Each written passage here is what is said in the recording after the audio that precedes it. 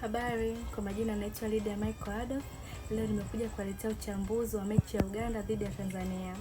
Uganda dhidi ya Tanzania sio mechi ya kawaida tu, ni sehemu kubwa ya historia ya soka la Afrika Mashariki tangu mwaka 1964.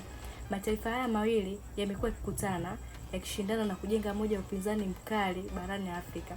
Lakini leo huko Farabati imeandika ukurasa mpya wa mashindano. Kwa mara ya kwanza Uganda na Tanzania kukutana katika fainali za kombe la mataifa la Afrika AFCON. Tanzania na Uganda, timu zote mbili zilipata nafasi, lakini hakuna hata mmoja aliyetumia vizuri. Pia ukiangalia upande wa Tanzania, walikuwa hawakai na mpira. Yaani kulikuwa kuna changamoto wakipata mpira. Wakipata mpira wanakaa pasi 2-3 hivi washapola mpira na wapinzani wao. Pia baada ya kufunga walianza kulinda. Na siku zote ukianza kulinda, yani ile mpinzani anavyoanza kushambulia vile ndio pale unapoanza kutengeneza nafasi za kufungwa magoli zaidi ya hilo. Pia hilo ilikuwa ni changamoto. Pia changamoto nyingine kwa Tanzania, pale ambapo wanacheza wakiwa wanashambulia wanaacha beki nyuma 3. Yaani wanacheza kwa beki 3 nyuma. Ambapo walifanya kosa ambalo walimwacha, yani pasi 3 tu lilielekea ile goli kufungwa na Uganda. Wamemwacha huku imepigwa ile overlap, imefika kwa winga sijui yule, imefika pale mpaka anapata muda wa kutuliza mpira, anatoa cross, mtu anamalizia na kichwa. Kwamba pale Mwamnyeto, yani beki alizidiwa maarifa na mpinzani wake. Pia ukiangalia katika finishing, Tanzania imekuwa mbovu sana katika finishing. Yani wakifika pale hawana utulivu. Kama ile press aliyopress Mombwa, alipress nje. Kipa alikuwa tayari kashafanya makosa.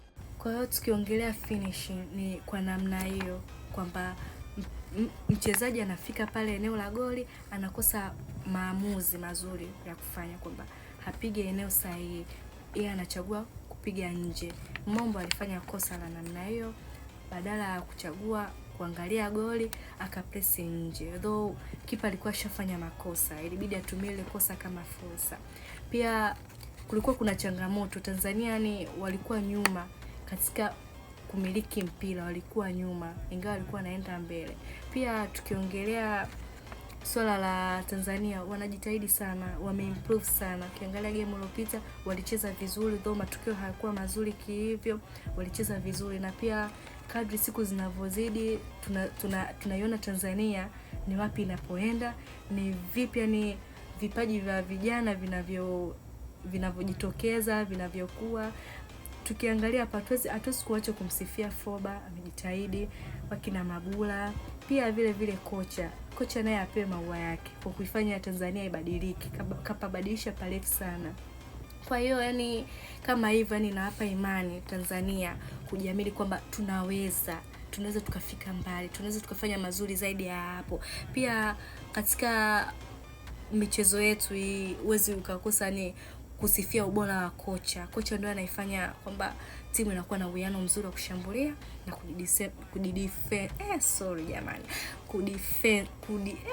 kulinda goli lake. Asanteni sana.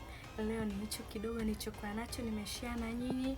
Msisite kunifuatilia, kulike video zangu, kucomment, kushare kwa ajili ya mambo mazuri. Siku nyingine nitakuja na uchambuzi mzuri zaidi, nitakuja na vitu ambavyo mnapenda. Asanteni kwa kunisikiliza. Napenda.